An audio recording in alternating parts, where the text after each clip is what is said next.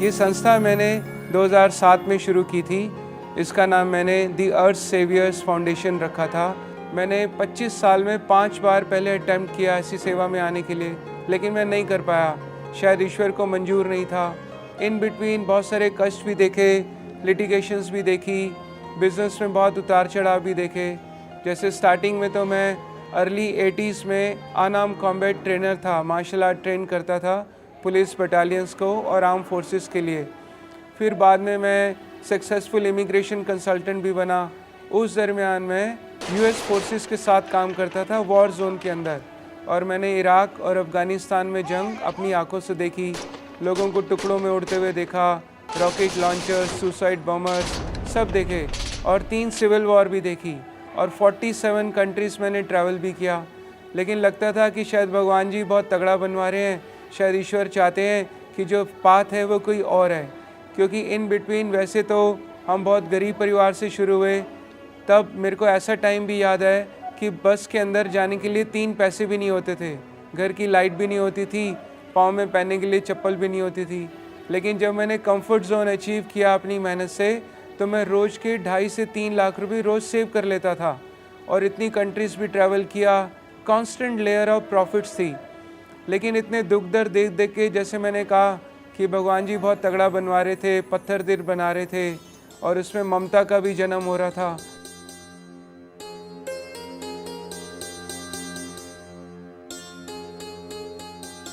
तो 2007 के अंदर एक ऐसा टर्निंग पॉइंट आया कि मैंने अपना जीवन दान दे दिया। तब मैंने एक गरीब बच्चे को और एक कुत्ते को एक साथ सड़क पर कचरा खाते हुए देखा। तो जैसी इंसिडेंट्स मैंने देखा, मेरे से रहा नहीं गया। मैं कार में जा रहा था, उसी समय कार मोड़ी, सीधा शमशान घाट गया और जलती चिता से राख उठाकर अपने मुंह पर मल ली, और अपना जीवन सेवा में समर्पित करते हुए संन्यास ले लिया। और आधी आधी रात को जाकर ऐसे लोगों को ढूंढने लगा जिनको कोई सहारा नहीं था।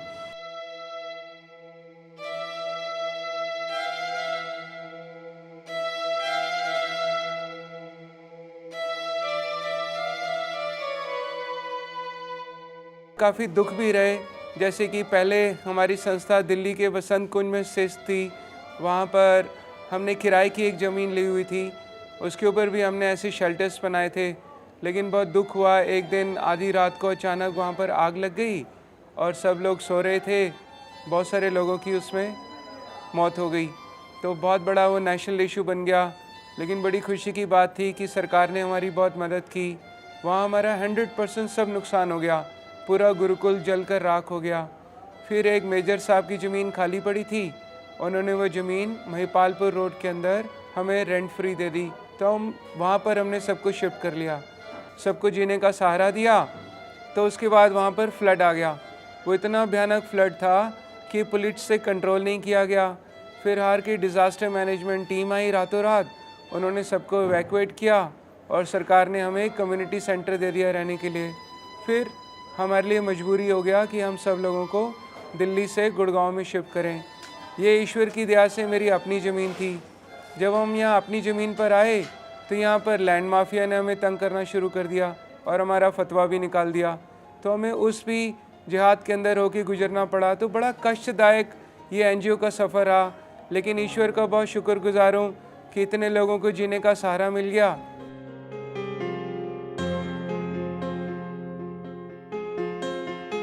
समाज को भी बहुत कॉन्फिडेंस हो गया, लोग भी सेवा के साथ जुड़ गए, प्रशासन भी जुड़ गया, और पुलिस तो बहुत ही सहयोग करती है। जैसे कि 24-24 घंटे यहाँ पर डिफरेंट स्टेट्स की पुलिस एडमिशन लेके आती है।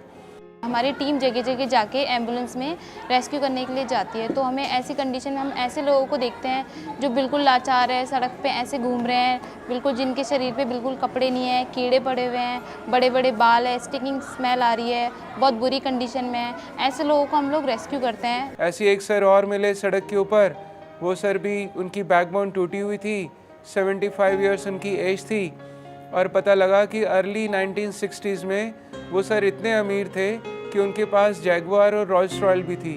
तो जब वो उनको रेस्क्यू करके लाए तो उनकी भी सेम स्टोरी थी। उनके इकलौते बेटे ने उनके सारे पैसे लूट लिए और उनको धक्के मार के घर से निकाल दिया। फिर बाद में पता लगा कि जो इंग्लैंड में एक रिचेस्ट NRI हैं, मिस्टर लॉर्ड शिवराज पॉल, वो सर उनके सगी बुआ के बेटे निकले। 5 को एक्सीडेंट हुआ। बात की, एक्सरे और डॉक्टर की रिपोर्ट उसको भेजी। कहता मैं 15 तारीख को दिल्ली आ रहा हूँ, आपके इलाज के लिए पैसा दे दूँगा।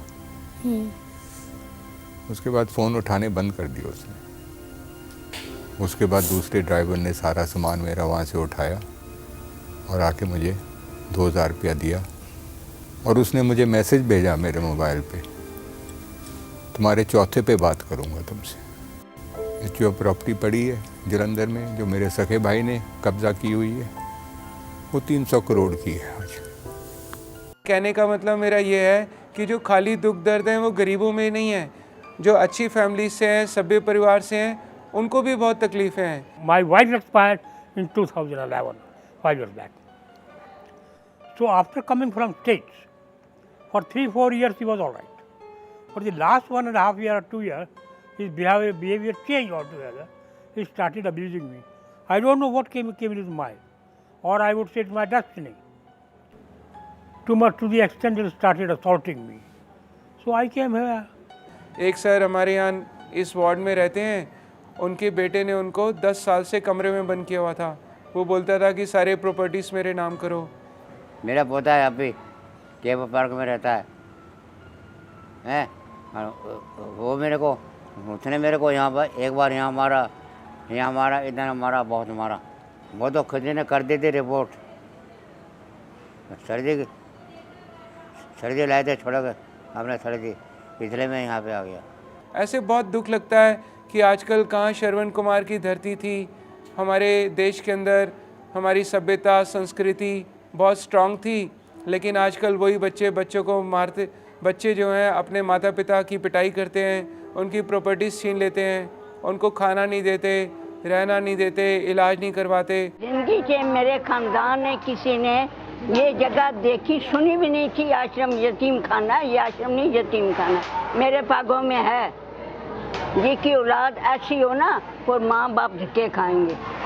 इतना भी शुक्र है मेरा आदमी मिर्जी थे, उनकी पेंशन मेरे को मिल रही है और पेंशन ले रही हूँ, खा नहीं रही। सबको लड़के ने पेंशन 32 तोले सोना और कुछ और बन जाए 25-30-40 हज़ार, वो भी।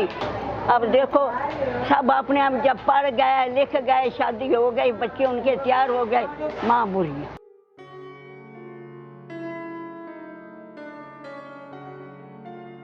अब भाई अगर मैं 3-4 दिन रही तो बाद हम मिल के घूर आया, तो हम कहीं मैंने 10-15 दिन रहेगी, तबीयत अच्छा नहीं। तो हमारे भैया का बोले आप 10-15 दिन आप ही ले जाओ, बड़े भैया। इस समय हमारे एनजीओ के गुरुकुल में कोई 350 बेसहारा, अनाथ और वृद्ध लोग रहते हैं। उनकी एज ग्रुप 16 साल से लेकर 100 साल तक होती है। तो इनका जो एडमिशन का क्राइटेरिया होता है वो ये होता है कि ऐसे लोग जो बेड रिडन हैं या डेथ बेड के ऊपर हैं, जो मानसिक रूप से बीमार हो गए, या ऐसे लोग जिनको कीड़े पड़ गए, या ऐसे लोग जो अपाहिज हो गए, सिर्फ ऐसे लोगों को ही एडमिशन यहाँ दिया जाता है। अगर ठीक है तुम अपने बच्चों को रखो, तुम्हारे ससुराल की प्रॉब्लम है, नहीं रख सकती तो कोई बात नहीं। हमारी संस्था है वो एक रिहेबिलिटेशन संस्था है। मेरा सर्जरी हुआ था सफदरजंग में लेफ्ट लेग का, और मैं बेड रिडन हो गया था। और इस संस्था वाले ने मुझे लाया और 3 महीने में बेड रिडन रहा। फिर मैं फिट हो गया, फिर मैं एक वॉलंटियर के रूप में 3 साल से सेवा कर रहा हूँ। लेकिन अच्छी बात यह है कि हमारी मेहनत से बहुत सारे लोग अपनी फैमिली से यूनाइट बैक हो गए। जिनको मेंटली डिसेबिलिटीज़ थी, उनकी अपनी यादाश्त ही उनके पास नहीं थी, तो जब उनकी काउंसलिंग की, उनको दवाइयाँ दी, तो उनके ब्रेन रिवाइव हो गए। और ऐसे लोगों को हम संस्था से की तरफ से यूनाइट बैक कराते हैं। हमारे गुरुकुल में 6 महीने पहले एक मीनाक्षी नाम की एक लड़की आई थी और उसका 1 साल का लड़का था। तो वो नोएडा साइड से उसने कुछ खिला दिया था रास्ते में, जिस वजह से वो पागल से हो गए। तो जब उसे रात के 4 बजे पुलिस वाले यहाँ छोड़ के गए, तो हमारी यहाँ पर इभास की डिस्पेंसरी है जो छतरपुर में लगती है, तो हम उसे वहाँ लेके गए। फिर उसने धीरे धीरे उसका इलाज कराया, वो सही हो गई। उसने अपना एड्रेस बताया तो तब हमारी टीम उसके साथ गई और उसे उसके घर तक पहुँचाया। A big step towards improving anything comes from doing it yourself. So if I take care of my mother or my parents and I encourage others to do that, then I'm taking that first step for the society to start taking care of their parents and not abandon them when they really need them. So I think it starts with you. Everything starts with us. यहाँ का mall जो है basically किसी normally birthday celebration party में होती है हर जगह, और हम लोग खाना खिलाने का या कोई वैसा प्रोग्राम रखते हैं, बट यहाँ पे मुझे ज़्यादा बेटर लगा क्योंकि यहाँ पे जो नीडी लोग हैं उनको वो चीज़ फूड जो है या जो भी आप करना चाहते हैं वो बेटर है, क्योंकि एक्चुअली में जितने भी लोग देखें आप तो उनमें सबको ज़रूरत है।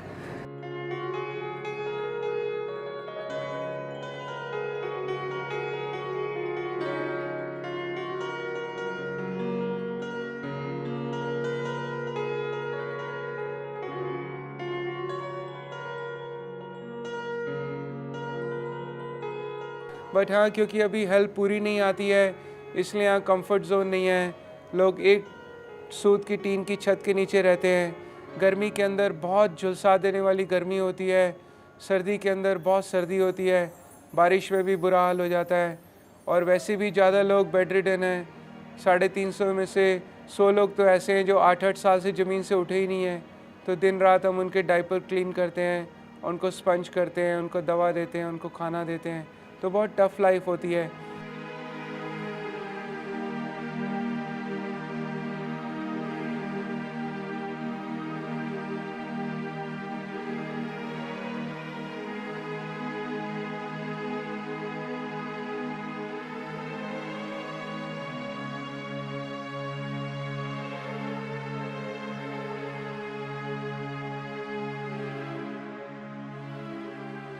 वैसे तो यहाँ जो वॉलंटियर्स या जो पेड स्टाफ है, कोई भी ऐसे लोग यहाँ जॉब कर ही नहीं सकता, चाहे उनको कितना भी जॉब करने का शौक़ हो, लेकिन अगर उनमें ममता नहीं है, देशभक्ति नहीं है, तो वो लोग यहाँ जॉब नहीं कर सकते।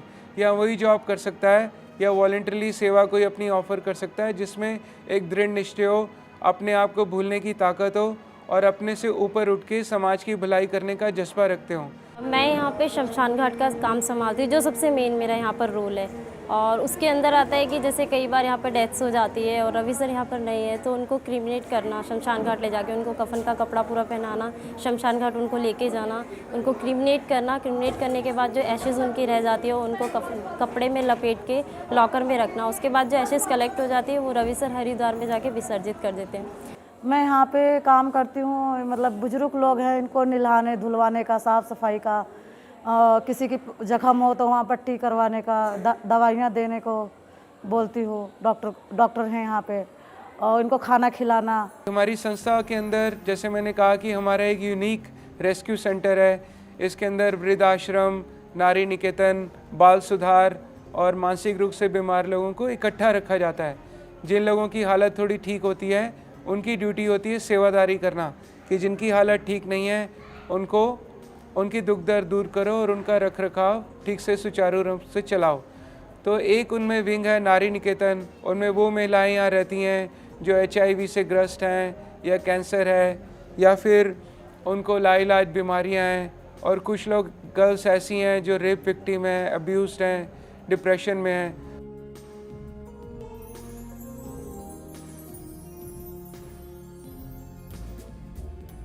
ओवरसीज़ की बात करें तो एक आइजैक नाम से इंटरनेशनल वॉलंटरी ऑर्गेनाइजेशन है। वो बहुत पैशनेट लोग हैं, वो पूरे वर्ल्ड से वॉलंटियर्स उनको कांटेक्ट करते हैं, और जो इंडिया में आना चाहते हैं वॉलंटियर्स उनको वो हमारी संस्था में भी भेजते हैं, और उनको वही जो ऑर्गेनाइजेशन है वो हैंडल करती है उनका एयरपोर्ट ट्रांजिट, वीज़ा ऑर्गेनाइज करना, फिर वो यहाँ की सेवा करते हैं।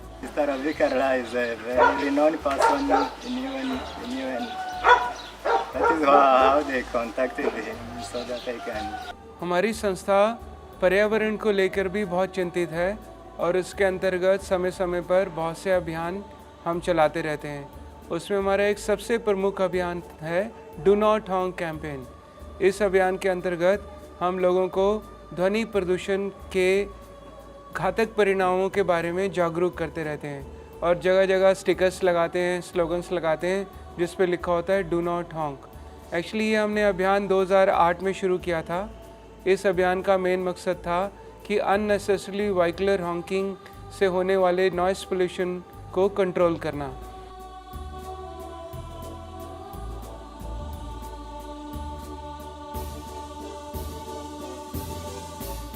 ऐसे ही जुड़े लोगों में से हमारी संस्था के साथ NSG नेशनल सिक्योरिटी गार्ड वो ऑफिशियली जुड़े हुए हैं, हमारी हेल्प करते हैं। इंडियन आर्मी जुड़ी हुई है। जब भी क्रिसमस का त्यौहार होता है तो राष्ट्रपति साहब को जो असाइन आर्मी बैंड है वो हमारे गुरुकुल में आकर लाइव परफॉर्म करते हैं।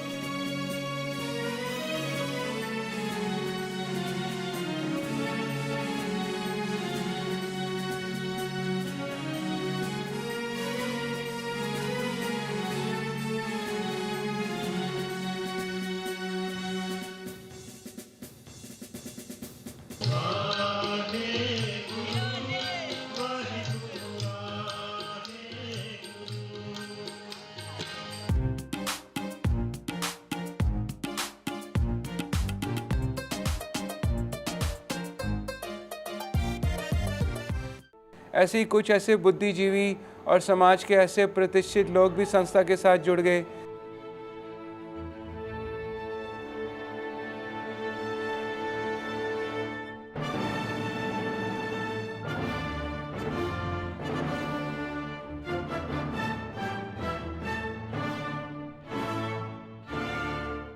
मैं social justice government of Haryana का एडवाइज़र भी रहा हूँ। तो मेरे को एक ये जिम्मेदारी दी गई कि एक जो गुरुकुल आश्रम भदवाड़ी है वो जो वहाँ चल रहा है उसको जाके चेक करो कि उसमें काम रियल में चलता है या ऐसे ही चल रहा है। तो एक गवर्नमेंट जो ऑफिसर होता है उसका एक अपना मत होता है कि वो पहले उनसे कभी मिला नहीं था ज़िंदगी में। तो जब मैं उनको वहाँ गया तो सच ये है कि मैं उनके काम को जब देखने के लिए गया था तो उसके काम को चेक भी करने गया था और उनकी कमियां भी ढूंढने के लिए गया था। जो सच है ना वो यही है। जब वहाँ हम लोग गए और जाके मैंने देखा, उस व्यक्ति से बात की, वहाँ का जब काम देखा और वहाँ के लोगों की जब सेवा का भाव देखा तो मैं सच बताता हूँ मुझसे रहा नहीं गया। हम लोग रेड क्रॉस सोसाइटी में इतने सालों से नौकरी कर रहे हैं, वो काम हम आज भी नहीं कर पा रहे जो काम उस व्यक्ति ने आज से 10 साल पहले कर दिखाया।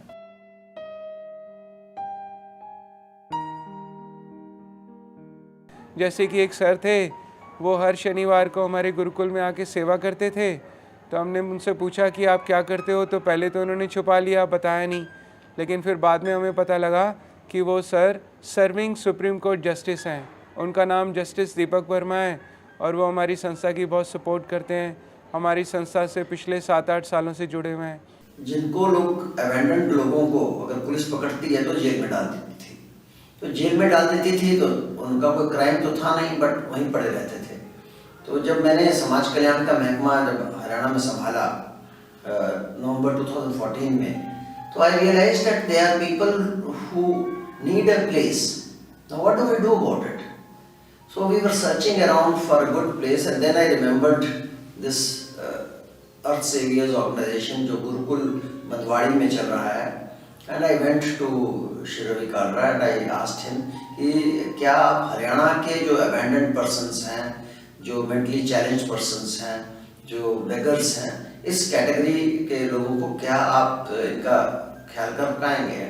Very happily he agreed. So we issued a letter to him and we wrote to all the SSPs and the deputy commissioners and the police commissioners all over the state कि wherever you find such a person, please don't send him to jail. You send him not to lock up but to ये भदवाड़ी में जो रवि कालरा जी का आश्रम है अर्थ saviours, वहाँ भेजें। रवि बचपन से ही ऐसा था।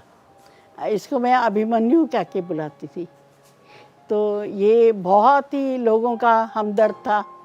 अपने स्कूल में भी किसी को पेंसिल या रबड़ शार्पनर कुछ ही खोज जाता था, तुरंत वो ये निकाल के देता था कि ये आप मेरा इस्तेमाल कर लो, जब आपको हो जाए इस्तेमाल तब मेरे को बाद में दे देना आप। तो रवि की ये शुरू से ही बचपन से ही नेचर है। मेरे को इतना अपने आप पे खुशी होती है कि मैं अच्छी माँ हूँ, मैंने इसको जन्म दिया है, एक अभिमन्यु को जन्म दिया है और ये देश के लिए कुछ कर रहा है, तो इससे बड़ी बात कोई हो ही नहीं सकती एक माँ के लिए। लोग तो अपने माँ बाप की भी अस्थियों का विसर्जन नहीं कर पाते, तो मेरा बेटा कितना लकी है कि हज़ारों की तादाद में ऐसे लोगों की अस्थियों को विसर्जन करने जाता है। इससे बड़ी कोई बात हो ही नहीं सकती। वो लाशें लेकर आता है जो हम लोग कोई और दूसरा बंदा देख ही नहीं सकता, उनके सिर मिला के और रवि उनका संस्कार कराता है। तो जब से रवि ने ये काम खोला है तो मैं यही रवि को बोलती हूँ कि मेरे लिए तो हरिद्वार, मथुरा, वृंदावन तो यही ले आया है जिसमें मैं डेली डुबकी लगाती हूँ। Differently able, mentally retarded, all sorts of people are here. Because it is not so easy to run a show with these people. And Mr. Kalra is a unique. He is doing a yeoman service. He is an extraordinary person, I would say. Sir ji के मुकाबले कोई अच्छा आदमी नहीं मिलेगा जितने sir जी बहुत ही अच्छा आदमी है, भगवान है भगवान। जिस तरह अपना परिवार छोड़ने में लोग को कष्ट होता है, मुझे भी ये परिवार छोड़ने में बहुत कष्ट होता है और मुझे बहुत अच्छा लगता है, बहुत इंजॉय करता हूँ ये सेवा करने में। So it is very important to understand that and take back those learnings from life and maybe share it with the others so that it spreads like a wildfire, a wild message that everyone understands. जब आपकी इतनी तबीयत खराब होती है, आपको ऐसी चोट लगी है, तो कौन देखता है आपको? कोई नहीं देख रहा। ये तो रवि कालरा जी मिले, आज मेरे सिर पे छत है, खाना देते। I think his work is outstanding and the whole society should stand by him, work with him, cooperate with him. Ultimately, he is doing something which is a social need, because in every society there will be aberrations, there will be people who will always need care, some people will be abandoned. So there has to be some structure in every society to take care of such people. मैं सब लोगों को हाथ जोड़कर यही कहना चाहता हूँ कि जो भी आपकी रोज़मर्रा की कारोबार या काम है वो तो आप ज़रूर कीजिए, लेकिन साथ साथ सेवा भी कीजिए, क्योंकि सेवा ही आपको जीवन पूर्ण की तरफ लेके जाती है। और भगवान जी ने हम सबको इसलिए इतना ज़बरदस्त ब्रेन दिया जो किसी भी क्रीचर से मेल नहीं खाता है, क्योंकि शायद ईश्वर यही चाहते थे कि हम दुखियों, गरीबों, बेसहारा लोग, प्राणी, वनस्पति और जीव जंतुओं के लिए कुछ करें। लेकिन अनफॉर्चुनेटली हम सब सिर्फ अपने बारे में ही सोचते हैं और ह्यूमन नेग्लिजेंस और सेल्फिशनेस की वजह से हमने अपनी धरती माता के ऊपर इतने जोखिम दे दिए हैं कि अब इंसान का अपना अस्तित्व ही मुश्किल में पड़ चुका है। तो आज ही एक राइट टाइम है कि हमें सेवा की तरफ जाना चाहिए, निस्वार्थ भावना में काम करना चाहिए, ताकि हम अपने जीवन को भी पूर्ण कर सकें और अपनी धरती माता का ऋण भी उतार सकें।